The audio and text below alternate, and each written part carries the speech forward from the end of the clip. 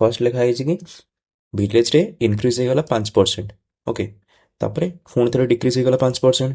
तो दुईटा जाक हो सारा पर इनक्रीज आउ डिक्रीज हो सारा पर केते जन लोक सेकेंड ईयर बेलू रहिले 4,47,880।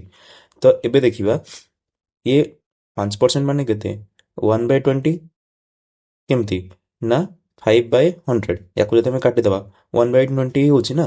तो आम कौन कले ना 5% इनक्रीज होती माने 1/20 रे ये केते हबो एक इनक्रीज हबो तो 21/20 गला। तापर -5% अच्छी -5% माने केते हबो ताले ये 1/20 रे ये गोटे डिक्रीज हबो माने 19/20। फाइन। तो एबे आम देखिबा जे लास्ट रे से कति बढ़ी 47,880। ओके तो 21/20 इंटू 19/20 ये केते होउची आमको किसी बेसी हिसाब करिया दरकार नहीं।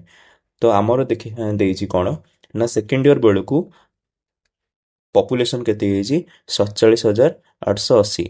सब मन रखी था ये तल जो भैल्यूटा अच्छी से ओरिजिनल भैल्यू है माने तलटा यहाँ जोटा यहाँ ओरिजिनल भैल्यू आउ एटा जोटा बढ़ी केते डिक्रीज की केते तो आम कौन ये फर्स्ट बढ़ला तार डिक्रीज है डिक्रीज हो सारापर जो यूनिटा अच्छी 21 × 19 जोटा यही यूनिटा है 47,880। आउ ये कौन ये जोटा आगुरी थिला ओरिजिनल थिला। तो आम ओरिजिनल बाहर करिया केमिति ना जहाँ दिखाई जार भैल्यू दिखाई ताहा हरी हो जाए माने या सांगे एटा हरण हम यहाँ बाहर करार अच्छी।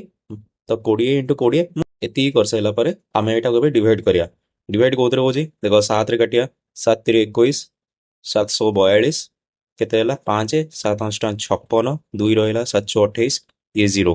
तापर 8 काटिया 3 2 6 3 2 6 2 बढ़ला 3 8 24 ये 0।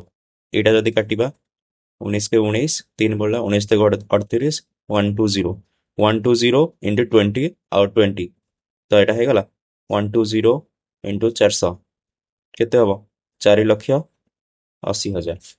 ओके आई एम सॉरी गोटे 0 कटिज 48,000 हम आंसर।